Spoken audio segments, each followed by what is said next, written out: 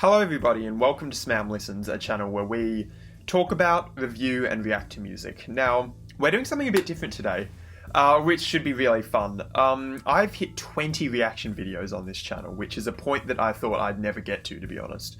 Over these last, I think, 7 months this has gone on for, I've reacted to a ton of albums of all genres, even EPs at some point. I've listened to a ton of really excellent material and a ton of stuff that has become quite formative actually to me over the past few months. And the thing is, a lot of my opinions have actually changed on these albums over time. I mean, as I said, 7 months ago was my first reaction video, so my opinions on a lot of these albums have changed and morphed and evolved as I've just learnt to sit with them a bit more. So what we're doing today is going back to every single album, EP, live album that I've reacted to on this channel and talking about how my opinions have changed on those albums over time. So what I've done is I've divided all of the albums that I've listened to thus far on this channel into 3 categories. So the first category, you have the albums that my opinion has remained more or less unchanged on ever since I first listened to them. Which could be, a couple weeks ago in the case of a couple, or it could be 7 months ago in the case of others.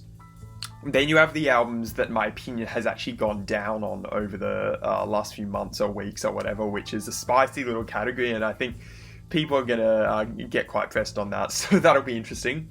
And then you have the albums in the third category that my opinion has actually gone up on over time. Whether it's I'm starting to appreciate how the album flows as a whole more, or whether my opinions on some specific tracks have actually gone up over time, or whether I'm just sort of buying into the album's concept more. These are the albums that have actually gone up in my mind and might even be a higher score than I originally gave them. So the breakdown of albums in these 3 categories, you have 10 that my opinion has more or less remained the same on.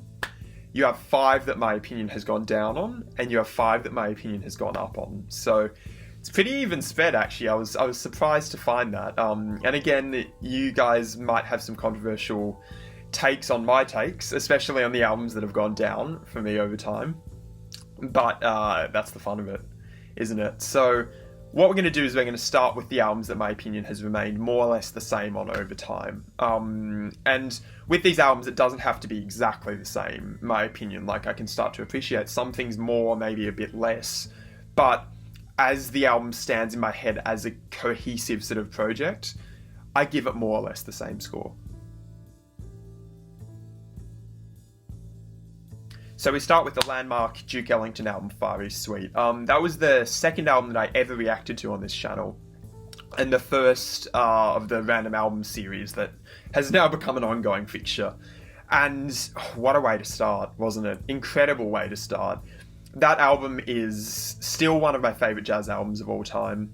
It merges so many unique aspects of Middle Eastern and Asian music with, of course, the traditions and standards of Western jazz music. And honestly, my opinion on the album as a whole and how it pulls off the central conceit it's going for has remained the same. I still think Tourist Point of View is a fantastic start to the album. I still think Isfahan is this gorgeous, smoky, late night in Morocco jam. Mount Harissa is, of course, fantastic, as is Blue Pepper, which has this sort of rock and roll lurch to it that I find really amusing for a jazz album like this. And of course it ends with Ad Lib on Nippon, which is this absolute masterpiece of a long-form jazz track. I think more or less my opinions have stayed the same on this album over time, except possibly I still think Depth is kind of trash. But, you can't win them all, even as a classic jazz album. So, yeah, still love the album. Nothing's changed there. Ugh, Outer Isolation. Outer Isolation. I've tried to re-listen to it a couple times, actually. And every time, I can't get through to the end of it in one sitting. And sometimes I think that's just a me problem, because that style of metal, that hyper-technical, really clean sounding, with no rough edges, that style of metal has never really stuck with me on the long term at all.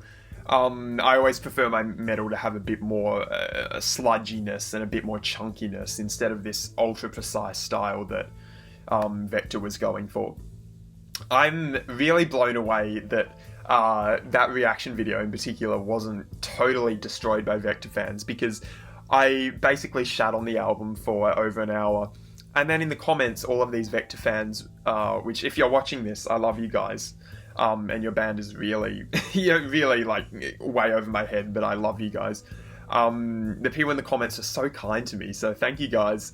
I probably deserved much more of a tongue lashing than I got for my reaction there. But I think at the end of the day, I still think Outer Isolation is just too cold and technical and sparse for me to really enjoy it as an album. But there's always a caveat, and the caveat here is the riff on Tetrastructural Minds in the second half is one of the best metal riffs I've ever heard. Like, seriously. Ah yes, the Venetian Snares album with the unpronounceable, I don't even know words, unpronounceable title. I still think that is just a blast. That album's such a blast. It's honestly one of the most energetic albums I've ever heard. And I thought I'd never give that title to anything that was outside of the rock genre, but honestly, one of the most energetic albums I've ever heard. Every time I put it on or listen to a track from it, I feel like just getting up and flailing about. It's that sort of album that is pure energy and pure catharsis, distilled down to its purest form and put in an album. But that being said, I think the softer moments are still really great on that album. I think over time, I've sort of maybe gone down a bit on the softer moments. I mean, they're always the skips for me. I really appreciated a lot of them on first reaction, but yeah, over time I do tend to skip them a little bit. But you know, they add some nice counterpoint to the album when you listen to it in full. And overall, I think for the sheer technical prowess and the sheer pummeling energy of the drum and bass tracks on that album, it still deserves every point of the 9 out of 10 that I gave it. Genuinely. That video was also another one where I seem to have created an unintentional meeting ground for breakcore enthusiasts in the comments, which is really fantastic. I love that you guys showed so much love to me and to the album and to the review, and you've been recommending me so many albums that I haven't got around to, and I'm sorry. I'm really sorry. I will do it someday. That's a promise from me to you. But yeah, thank you guys for the comments on that video and all the views and likes. So the OPIATE reaction is a bit of an odd one because it's the first video that ever got copyright struck on my channel. So most of you actually haven't probably watched that reaction. I did post it on Vimeo at one point, but then my Vimeo free trial ended and I could not be bothered to pay the hundreds of dollars that they wanted from me. So that being said, I did put a 10-minute, I think, review on the channel of that EP because a lot of people don't want to go to Vimeo. And I think mostly my opinions have remained unchanged since that review, if you watched it. Still a really solid, concise and tight little EP. I think the playing and the songwriting is really polished considering how early we are in Tool's career at that point. I still think the bass line on Hush is fantastic. And that track in particular is the one I always go back to. Like if I'm looking for some early Tool to listen to from the first, their first two releases, Hush and Sober, always the two I go to now. So fantastic little track. I still think Part of Me sucks ass though.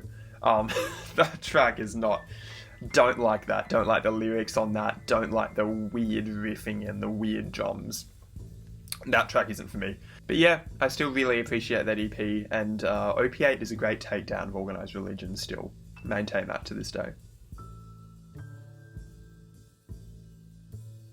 Okay, confessions. More confessions. I haven't listened to SALIVAL since the reaction. I'm sorry, I know, that's terrible and I should do it. I'm just not a big live album person generally. Like, if I'm going to listen to a track, I'll almost always listen to the studio version. I almost never use live versions to substitute studio versions for me. That's just a me problem. From what I remember though, I think that was a really cool and boundary pushing live album too. I think the version of Push It on that album pretty great.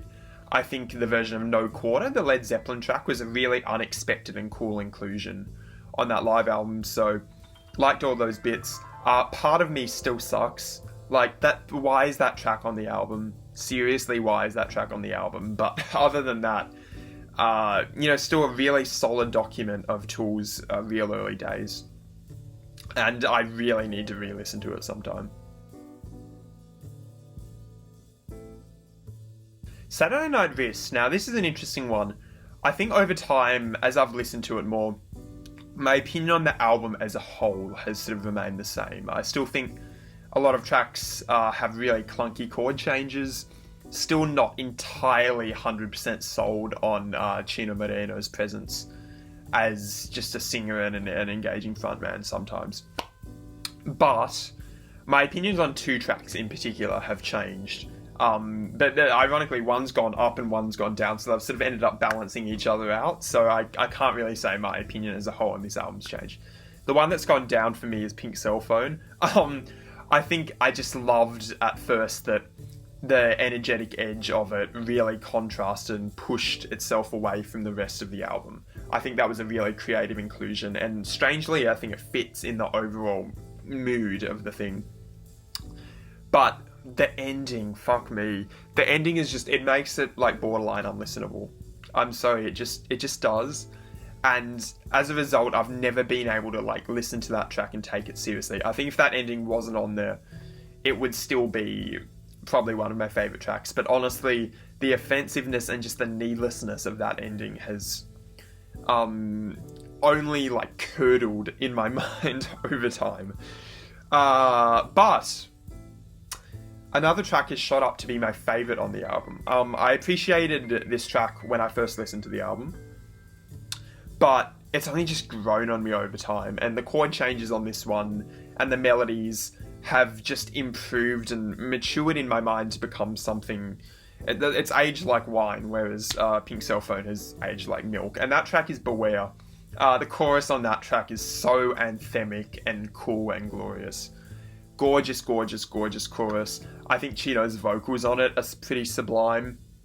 I even like the bridge sort of thing towards the end, where I didn't like it as much when I first listened to it. And it's just a well-produced, well-written, really raw and emotionally intense track. And it's just gone up for me over time. So, thank you, Saturday Night Wrist, for giving me that.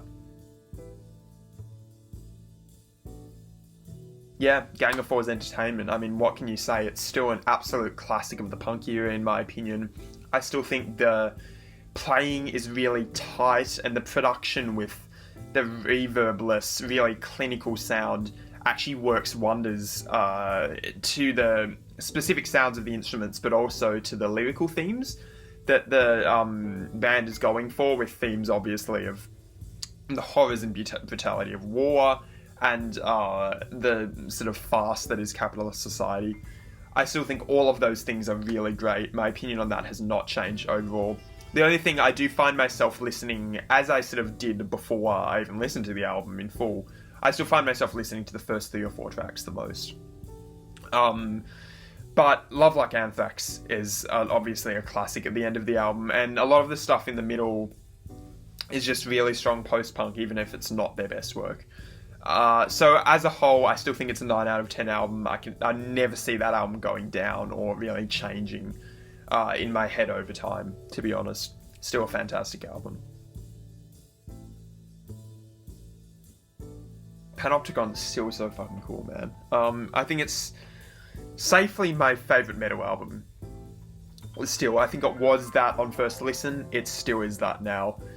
The crushing drums and flaying guitars, combined with the reverb-drenched production, just lends the album this gorgeous, absolutely world-destroying feel, which I think I've never heard in the same way on pretty much any other album, metal or otherwise. Over time, I think the vocals have gotten a bit less offensive for me. I think I've slowly, over time, gotten more used to the idea of screaming like that screech as a metal vocal, which the ISIS vocalist does on occasion. And that's become a bit less offensive to my ears over time. But overall, I mean, Panopticon, still the same great album as when I first listened to it.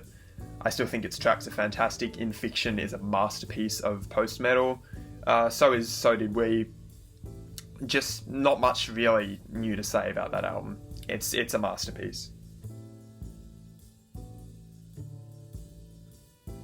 So we're now getting to two that I've reacted to very recently. The first is Fair Void Voyagers. So you'd expect my opinion to have not changed much on that album, seeing as I only reacted to it a couple weeks ago. But yeah, I mean, the guitar playing on that album is virtuosic. The different moods and feels and rhythmic flows that the album eddies into are really inspired and clever. I love the way that John Fahey can paint with guitar. Like, he can paint with his instrument in a way that few other musicians can. With his free-flowing, chords and melodic lines and harmonics. I just think what he created there was a really special album. Hasn't changed for me. You can just watch my reaction if you want to know my opinion on it. And then the final one in this category is another reaction that I thought I'd get a bit more hate on than I did. Math rock and metal fans are just really kind, I think. I don't know why. I love you guys. What Burns Never Returns by John Caballero. Again, my opinion still stands from when I reacted to it, which was a couple weeks ago. I just think math rock is kind of a soulless and emotionally barren genre. At its worst, at least. At its best, math rock can be really fun and engaging. At its worst, which is on What Burns Never Returns, it's a great show of how good the guitar players are, and of how good the drummers are, the drummer singular are.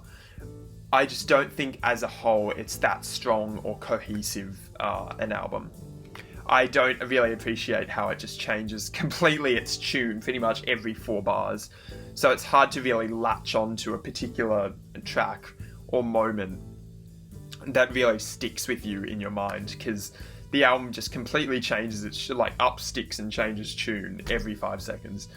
I don't really appreciate that. I get why people would like it. I think if you are a guitarist, you'd probably really admire that album too. I mean, as a drummer, I admire how good the drummer is. I just don't particularly think it's a masterpiece by any means. And it's not an album that I find really easy to listen to when I've tried to re-listen to it. Again, my opinion still stands. I'm just not a math rock person. Simple as that.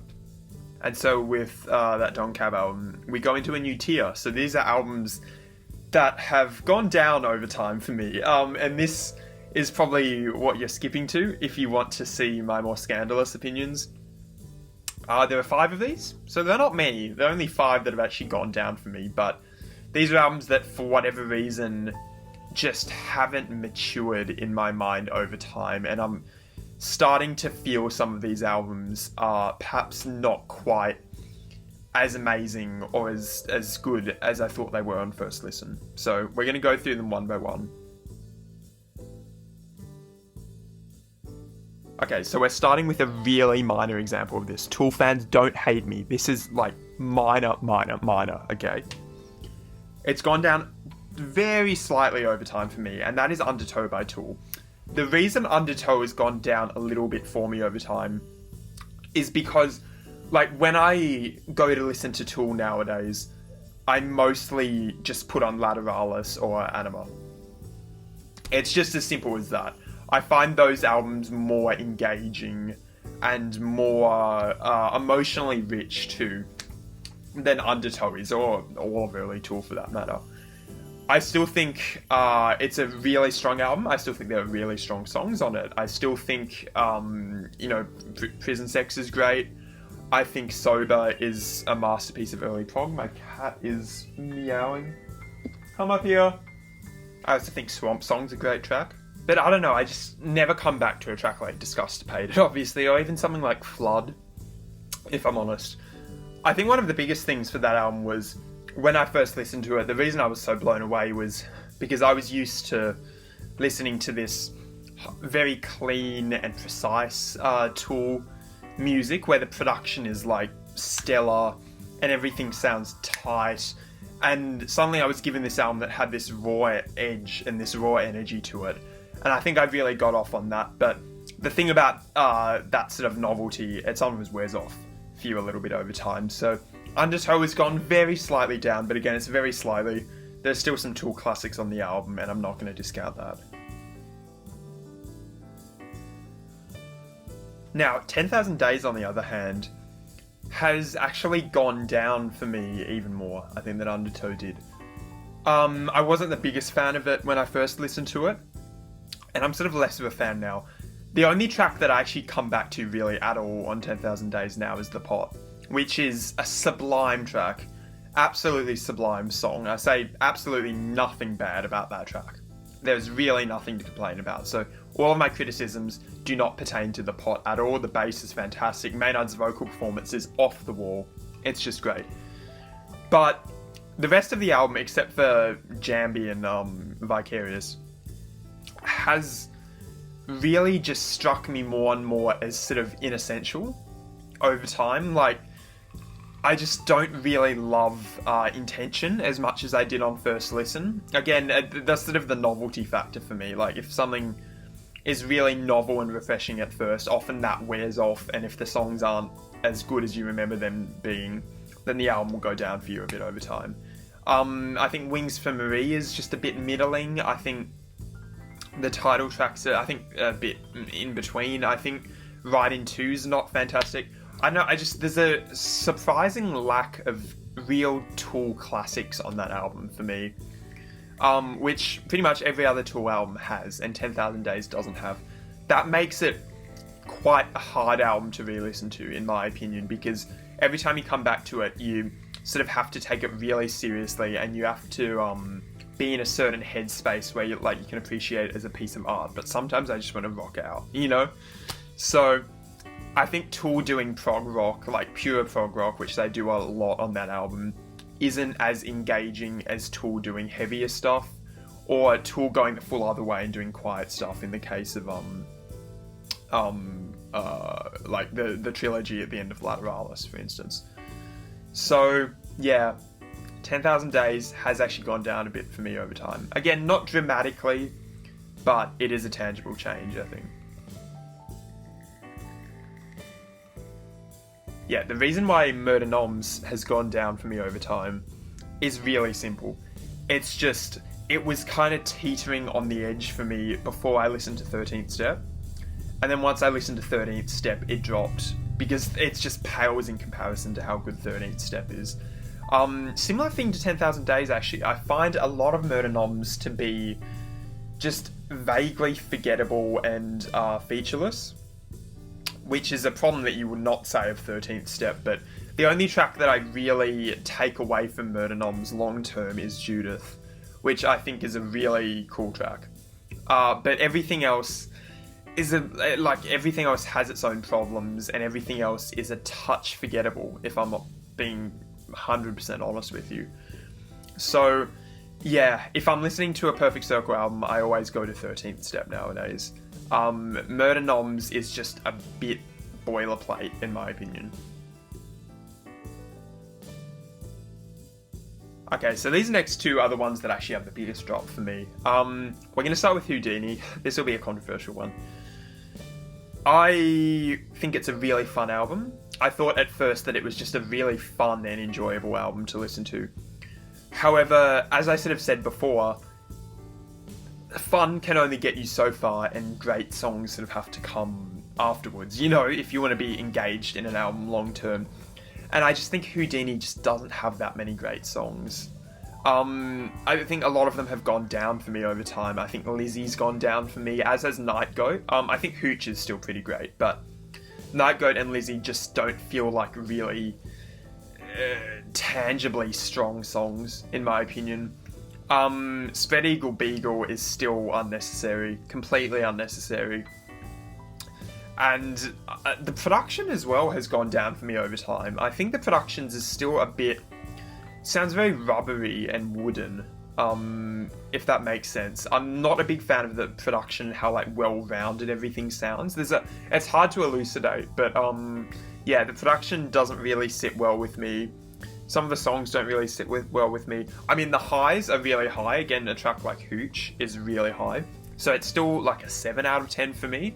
But it's definitely not the 8 out of 10 that it was when I first listened to it. Sorry, Melvins fans. I know there's a lot of you out there. I guess that album is still decent, but it's not a masterpiece by any means.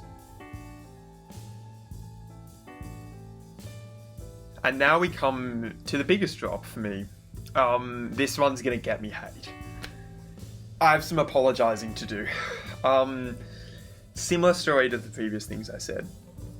When I first listened to this album, Goat by Jesus Lizard, I called it one of my favourite albums of all time. In retrospect, I think that was a bit of a hasty call. I think what I was really bowled over by on first listen was the raw catharsis and energy of it. But then a funny thing happened as I listened to it more, and it was a similar sort of thing to what happened to Houdini by the Melvins for me. When I listened to it more and more, that sort of raw energy and catharsis gradually wore off for me over time. Like, a track like Mouth Breather was no longer the jolt of adrenaline that it was on first listen, or a track like Them Comes Dudley wasn't as like groovy as it appeared to me on first listen. And it just slowly kept going like that until the album kept devolving into a worse and worse album in my mind, and it went from a 9 out of 10, which it was on first listen, in my opinion, to a 7 out of 10 again. I have gone down on the production over time, similar to the Houdini album by Melvins. I've gone down on the production over time. I think it sounds too thin, in my opinion. That's a classic Steve Albini thing, so I guess Steve Albini production might not be for me. I'm not a big fan of the production. The vocals have sort of gone down for me over time. I think I made excuses for David Yow's vocals on first listen, but on subsequent listens I find them more and more grating. And again, once the energy and the raw catharsis wears off, a lot of the things that are sort of grating and a little bit irritating about the album have stuck out. I still think it's a very well performed album, which is why it's still at a 7 out of 10 for me. I still think it's very well performed. I think there are actual good songs in there at points.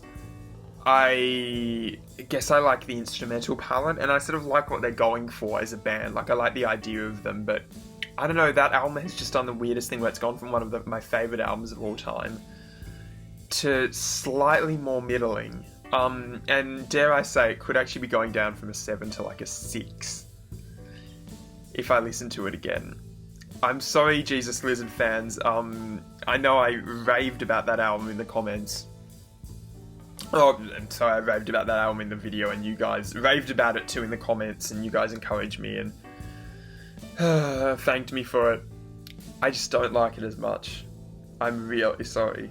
You know what? Fuck negativity. We're done with the albums that have gone down for me. Now we're going to the albums that have gone up for me over time. These are albums that, for whatever reason, have matured and aged like wine in my head. Whether it's because I appreciate the songs on an individual level more, I appreciate the performances more, or I just generally appreciate the songwriting conceits that they're going for more.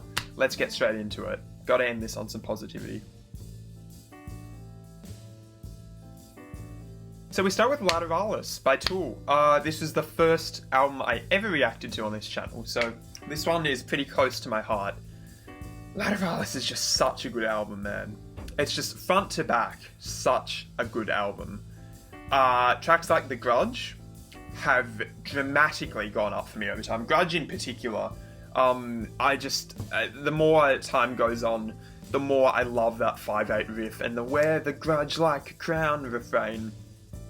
Everything about that track that didn't really impress itself on me on first listen has just absolutely blown me away on subsequent listens. I think the beat on Ticks and Leeches is just out of this world, and I think it's my favourite Tool beat now. I think the closing 3 tracks are really, really gorgeous. Disposition in particular is just... love it. Parabola is still that same energetic jolt that it was on first listen, and of course Lateralis is, in my opinion, if not my favourite Tool song, I think it is their masterpiece as a band. This whole album has just matured and gone up for me over time. I love it more and more each day. And it's gone to the point where even The Patient, which is a track I didn't really appreciate that much on first listen, is now actually, in my opinion, a really good song. So, Lateralis, classic. Now, Lateralis was one I expected to go up for me over time. Anima was one I didn't, but something happened and I found myself appreciating the tracks that I didn't appreciate as much, more and more on each listen. It started with Eulogy. I think on my initial reaction to the album, my commentary was that it just sounded like a lesser version of, I think I said a lesser version of Stinkfist or something. But, I don't know, over time it got enough of its own sonic identity with that long, rambling intro to the fantastic Maynard vocals. It just gradually more and more became a pretty amazing track for me. Same thing happened with Third Eye, even though I loved Third Eye at first. I just think some of the moments in that are some of the best things that Tour's ever done as a band. Particularly the Prying Open My Third Eye bit is just mind-blowing. I love the production of the album more and more, and the title track is, again, it's like Lateralis, they're really good with their title tracks, in my opinion. Anima is a fantastic, fantastic, fantastic song, and I appreciate it more and more with each passing day. It's an album that I thought was a little bit of a mess on first listen, but as I listen to it more and more, a lot of the tracks and a lot of the decisions on that album just make sense. They make a lot of sense to me, and I'm coming to appreciate it more and more. So for all of the Tour albums that I sort of said I was a bit low on, the Tour and the Perfect Circle albums, I hope that these two make up for it. Both Lateralis and Anima, to the moon, baby. Now, Velocity Design Comfort.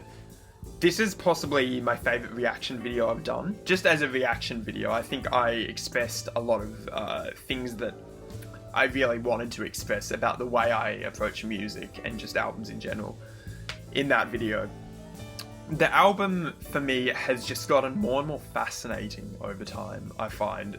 The more time goes past and the more I try to gradually work my way into what it's doing, the more I respect Roby and Valerie for what they attempted on that album, because Velocity Design Comfort really is unlike any other album I've heard in my life, point blank. I love Disco, obviously. That's a given. But the track in particular that has gotten better for me over time is Velocity. It started, I think, with that melody, just the na na na na na na na na na melody, just was an earworm. On first listen, it just burrowed its way in there and made me listen to it more and more. And now I actually think that possibly is the best track on the album. I think the moody synth chords are fantastic. Obviously, I said the vocal melodies are great, and the interlocking male-female harmonies get richer and richer with each listen for me. I also appreciate that the glitchiness on that song in particular is quite tasteful. Do I have problems with it still? Yes. I still think a lot of the glitches are unnecessary. I still think Chocolate Matter's not that good a song. And I still think some of the melodies could be a little better, but man, there are so many other melodies on that album that are just out of this world good. And at the end of the day, I appreciate that album for taking the risks that it did, and for that reason it has actually gone up for me over time. Not too much. I mean, I put it at about a 6 out of 10 on first listen. It's now a 7 out of 10 in my opinion. But it's made me excited to listen to what other albums Sweet Trip has to offer, and I'm just coming to respect what that album does more and more. Now this is an interesting one. 13th Step, again, pretty recent reaction, but it has gone up for me. I have changed my opinion on it for the better over time. I think I actually like it more and more in comparison to certainly their first album, but also what Tool does, because I think it's so of its own in comparison to anything else that Maynard has been involved with. I really respect that it goes into almost lullaby-esque moments at times. I really respect the really moody, almost trip-hop-esque moments. And obviously all of those things make the really heavy, crushing moments like Noose or like The Outsider more and more impactful for me over time. And I don't know, the more I listen to that, the more I just think that pretty much every track on that album is really strong. Like, there's no stinker on that album, in my opinion. Even Blue, which I wasn't a big fan of Blue at first. If you watch the video, you know that. But actually, I quite like Blue now. I love Maynard's chorus melody. I love the blue in the colour for you melody. Fantastic. Just in general, 13th Step has done the odd thing where it's actually risen up to become one of my favourite Maynard projects. And I truly think it's up there with Lateralis. Maybe not quite up there with Lateralis, but certainly up there with Anima, and maybe even a bit higher than that. And so we're ending this with an album that I actually listened to like not even a week ago, and it's already gone up for me over time. Whereas Sgt. Pepper's by the Beatles has slowly just trickled down in my rankings over time, Revolver has just gone up. I'm coming to appreciate some of the individual songs much more. I think Dr. Robert is a really fun romp, and the more and more I listen to that track, the better it gets. And Taxman is just a top tier Beatles song. I actually think it's my second favourite Beatles song at this point. It's gone up past, you know, Come Together and a lot of their other classics. That song is fantastic. I didn't know it was written by George Harrison, so thank you guys in the comments for telling me that. But yeah, I'm liking Revolver more and more. I've been listening to it a lot. It's a very easy album to re-listen to. Partly because it's short, partly because the tracks are really concise and they say a lot in a short amount of time. But also partly because on each listen you just unpack more and more of the genius of it and what the Beatles are doing. There are songs I still don't like. I still don't like I'm Only Sleeping. You know, what can you do? But honestly, I think Revolver is an album that is on a course to just keep going up for me over time. I think it's fantastic. And with that, we're done. So thank you guys so much for watching this. Thank you for all your support for this channel over the last 7 months or so. It's really meant a lot. And even though we're not getting, you know, like thousands and thousands of views, I am still enjoying this and I never plan to stop doing this. So it's really good to be back. Let me know what you think of my opinions. Let me know of any albums you'd like me to react to. I will read and respond to all the comments. Promise, promise, promise. But yeah, hit the like button, subscribe, tell your friends about this channel, and I will see you in the next video. Goodbye.